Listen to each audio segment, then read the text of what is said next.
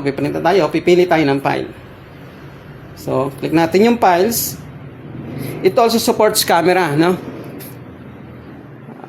Meaning if you have documents like your ID, supporting document, you need to print a hard copy of your ID. You can use camera. Just take a picture and then put it on the smart print and follow the process to print the scanned or captured images. Okay? So, select tayo ng file. So, pili tayo ng PDF. Ano? PDF. Meron. Files. Documents.